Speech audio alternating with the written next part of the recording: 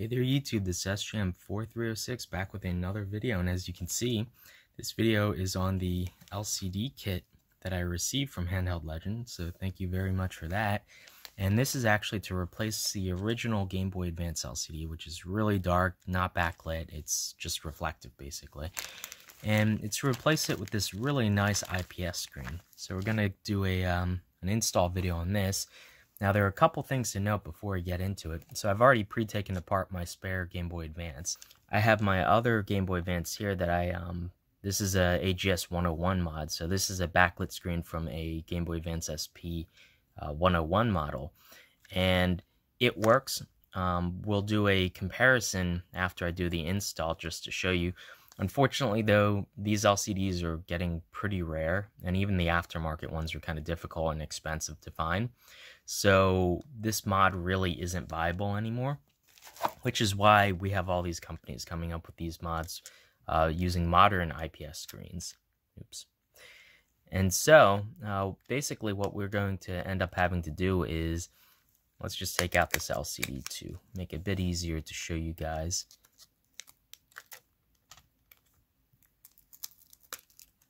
There we go. So this is the original screen. You can see it's very shiny, but if there's not any ambient light, you pretty much can't see any image on the screen. Now we are going to end up having to cut a lot of this frame out, unfortunately. You can, if you're not very confident in your cutting skills, you can actually buy a reasonably priced pre-cut front shell from Handheld.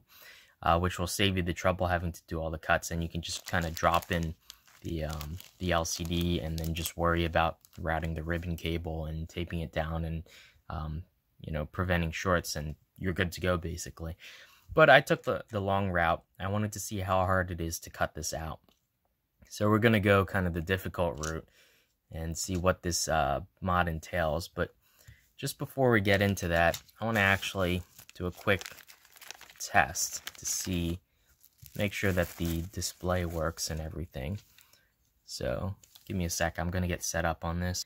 Okay, so pardon for the kind of janky setup here.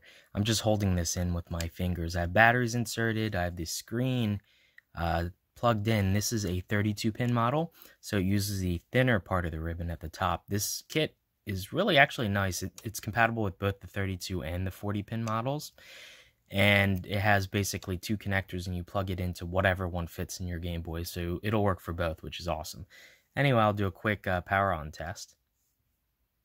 You can see, wow, that looks really nice. Yeah, viewing angles are really good too. I love IPS screens. Anyway, it works, so batteries are almost dead as well. So I'm just gonna shut that off. We're actually gonna take care of this shell for now. So, I'm actually going to remove the adhesive gasket, the original shell.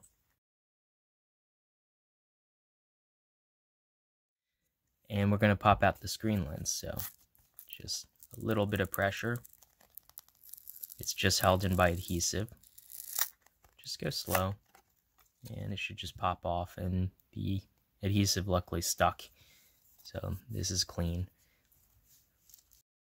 So now we just have the shell. So what I'm going to do is, I'm not familiar with the install. I normally don't read installation manuals and whatnot, but for this I definitely need to. So I'm going to mark off exactly where I need to do the cuts. I'll do the cuts. I probably won't show every cut that I make because there's quite a few. I have to take off quite a bit of plastic.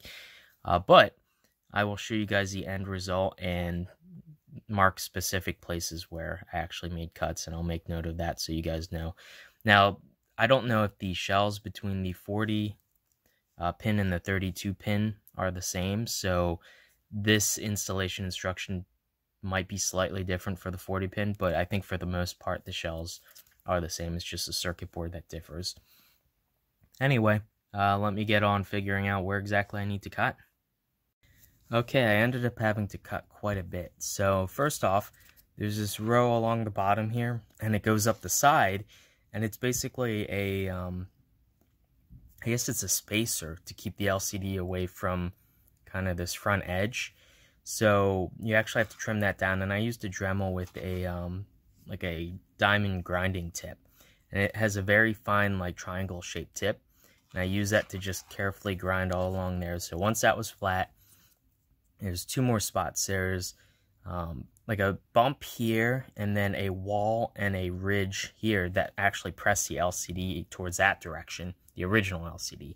So I used the same bit on my Dremel to just take those off, and I needed to cut into this retaining wall, and you have to do it very carefully, leaving these two spokes here, but basically taking out the wall. I used the same bit for that very carefully, just to take away a little bit of material at a time. And they note using side cutters to cut down this retaining wall, but in the pictures on the site, they don't show it removed totally. So I wasn't exactly sure, it wasn't very clear, so I just took down most of it, but left a little bit of it. We'll see if that's an issue. Gonna have to be really careful before we actually squeeze and, screw this shut and make sure that there's no pressure on the LCD at all. Now, looking at the alignment of the LCD, it doesn't look like it actually gets anywhere near there, so that might not even be necessary to cut down, but I just did just because the instructions said so, just to be careful. And finally, you can see here, I left a little bit of a burn mark, unfortunately. I took a cutoff wheel on my Dremel, and they say to cut this edge down, otherwise you'll be blocking part of the LCD. So I did that, and I cleaned it up with a hand file. So you can see when I put the LCD in now, basically the whole display is visible. There's a little bit at the top and the bottom that aren't, but I don't think that actually shows anything on the display. We'll check alignment and everything. So let's just see very carefully. I have the LCD, I peeled off the center part, I put the plastic back on to protect it. I just want to see the alignment. So it'll go in like this. The LCD goes in behind it. Just very careful with that ribbon. Now obviously I'm leaving on all the protective layers just to make sure. And that should be about it. Now one thing I am going to want to do is, I'll do this on my own time, but plug everything in, get it mocked up, fitted, and then actually load a game where I know where all the image data is, and make sure that none of it's being blocked off and I don't need to cut anymore. But I think these are all the cuts I need to make. This took me maybe about half an hour with a Dremel. If you're using all hand tools like little files and X-Acto blades, it might take you about an hour. So realistically, I think it's like less than $10 for a replacement front shell that they provide pre-cut. It's really not worth your time to do this, unless if you enjoy cutting things and this is sort of the process that you enjoy, then by all means go through and cut your own front shell. But if you just want the end Game Boy, then just buy a replacement one. Anyway, let me rig up a test and we'll see how the image looks on the screen with a game running. Okay, so here we are, and you can see it's pretty close, but I might have to trim down a little bit on here. It seems like one of the corners are hitting, but it looks to be the full image is visible, and I might need to clean up some of the corners. They're not quite squared away, so I'll do that with a hand file. But yeah, looks pretty good to me, so we're just going to shut this off, finish cleaning up the case a bit, and we'll get everything secured. Okay, so we're all squared away. I think we can actually start putting this together.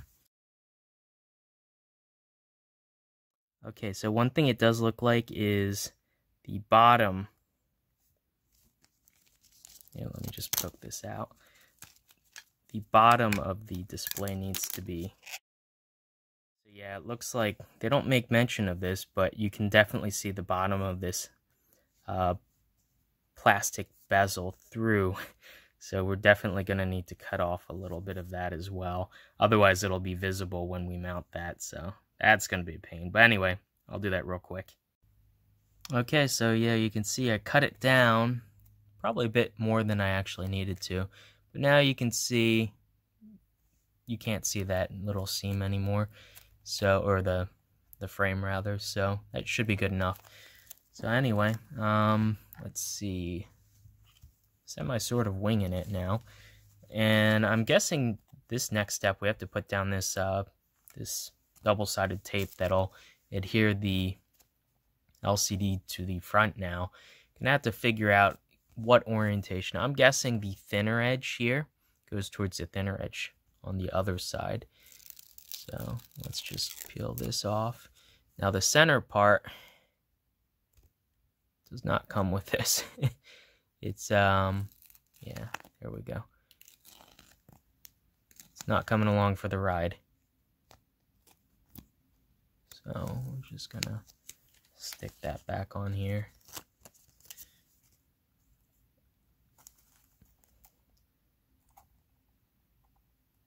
And the alignment of this isn't so critical, just make sure it's not visible.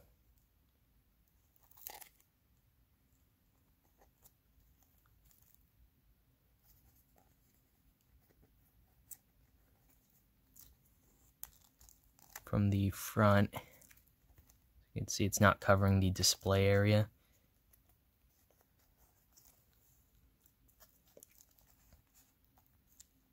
And there we go. Now I'm gonna, let's see, the orientation was like this. This was correct. So the ribbon has to go towards the bottom. So now I'm going to very carefully peel this protective layer off. And actually, forgotten, there's some shims.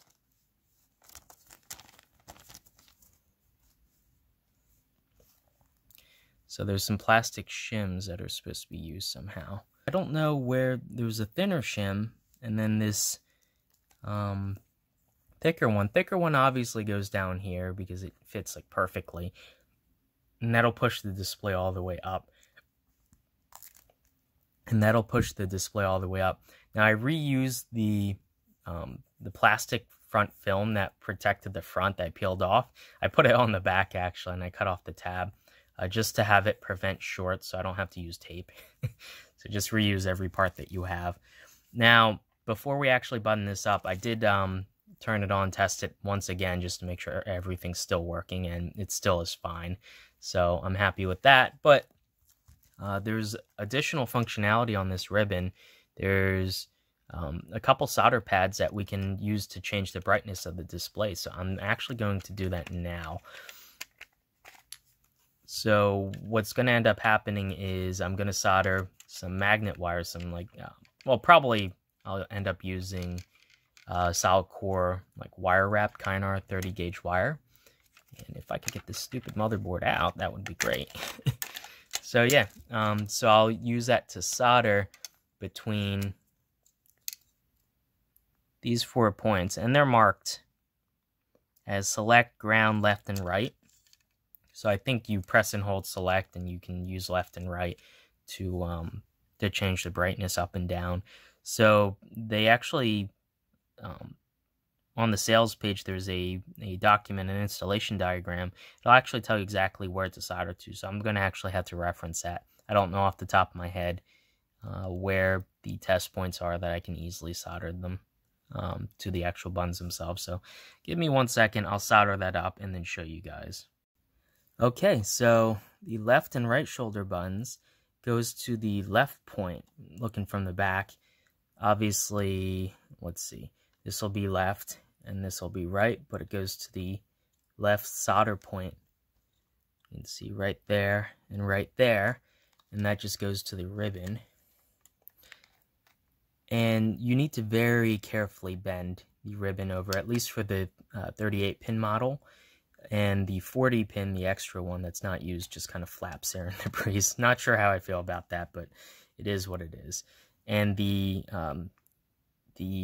select pin actually goes over, there's a test point right here. It says TP2. It's right above the start kind of button overlay there. That just goes right in there. And it is a bit of a pain to get the ribbon connector for the LCD snapped on there, but just be very careful not to rip the ribbon or anything like that. But you just got to finagle it. And the, let's see, speaker goes in, and we should be good to go. Actually, before I forget, the power indicator LED needs to go in there. There we go. You can see how I've bent the ribbon over. This is a really finicky job, I gotta say, if you want to install the extra buttons for brightness. If you don't, it would be so much easier. It's just because there are a ton of extra wires kind of floating around there. So I want to get this buttoned up as soon as I can so that nothing tries to move. So anyway, now that we've got that, now additionally I put down some extra Kapton tape, which is a high temperature thermal. It's very thin and it's sticky and it's really good and it insulates. So what I'm going to do actually is start putting the screws in, but not tighten them down all the way. And I'm going to check the clearance as I go. Now there is plenty of extra room.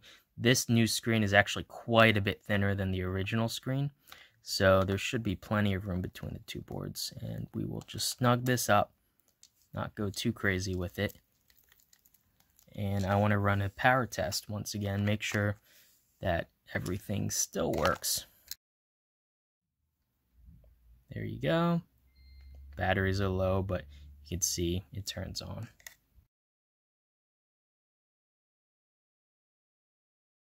Now, this kind of has to just flap in there. I'm just going to leave that out for now. But just to be safe, because there is metal shielding behind it, I am going to eventually wrap this in Kapton tape and then tuck it out of the way. But for now, this should be okay. Okay, so we are all set. My pot's a little bit, kind of could use some working in.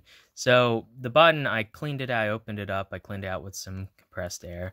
So we should be good to go. So I'll just start up. Again, you can see just how bright this is. So we can turn down the brightness just a bit. We can turn it back up. So let's see. This is the brightest. 1, 2, 3, 4, 5, 6, 7, 8. So there's 8 levels of brightness. And it goes from really bright. Just see just how good that looks. All the way down to, this is actually pretty comfortable. This will consume quite a bit of battery life. Let's just take this off. Some ASMR right there. Anyway, you can see my battery is really it's teetering on the edge, but hopefully it'll make it through this quick review portion. But yeah, you can see here, shoulder button does actually work now.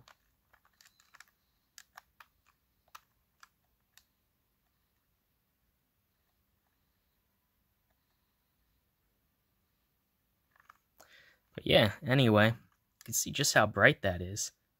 And that looks absolutely fantastic. The viewing angle's really good. You can see here, it does not wash out like at all.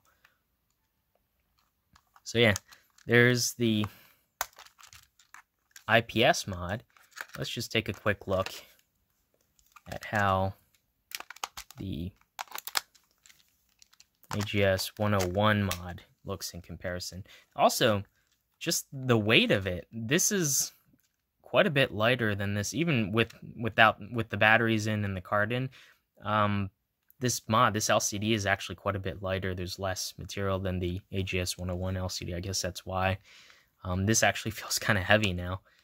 But yeah, we can just boot this up. This is one brightness. I did not install a regulator mod on this or anything, so this is as bright as it'll ever be.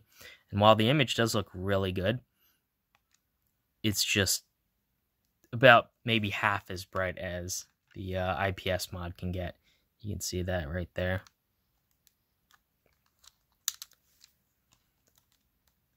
Now, one thing that I have heard about is this mod does consume quite a bit of, for that brightness, there's no free lunch. It consumes quite a bit of current.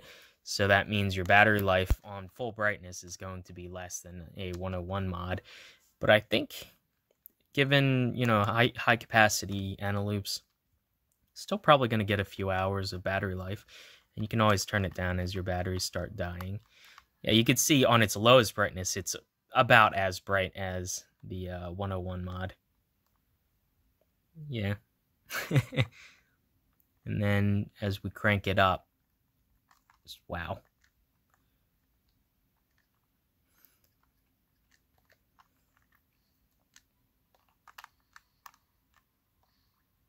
And there you go.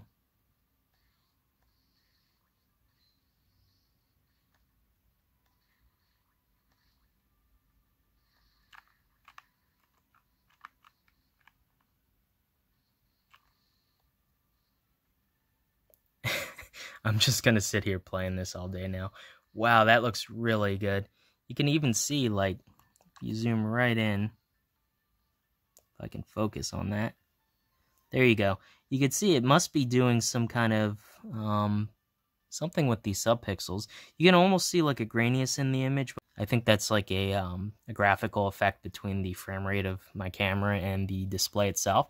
But you could see using this Sol, I can zoom around.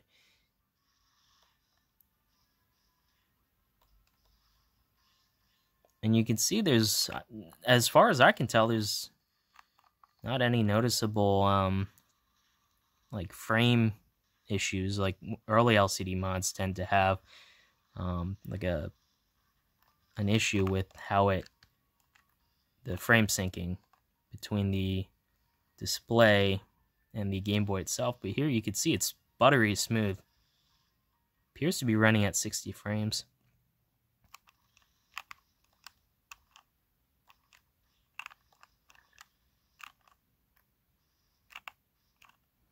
Yeah, you can see nice square pixels, fills the entire display. It's actually a little bit larger than the original too, and that just looks wonderful.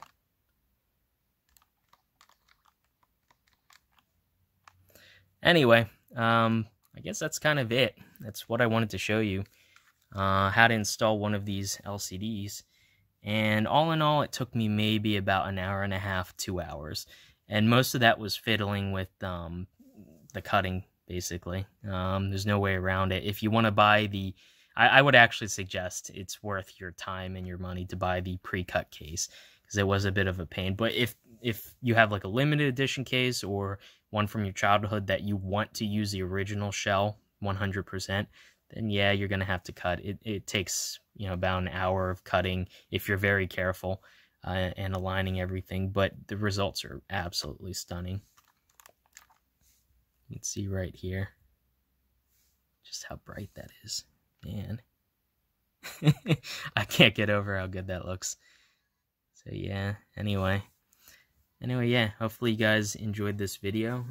I'll put links down below to the sales page. I'll put links down below to the sales page, and I'd like to give a huge thanks to Handheld Legend for sending this in for installation and review. So anyway, yeah, definitely if you have a Game Boy Advance, I know a lot of people prefer the Advance over the SP in terms of how it feels. It definitely is more comfortable. This is something that you may want to do to give your Game Boy Advance another, you know, couple decades of future proofing, so to speak. Anyway, I'll see you guys in the next one. Bye.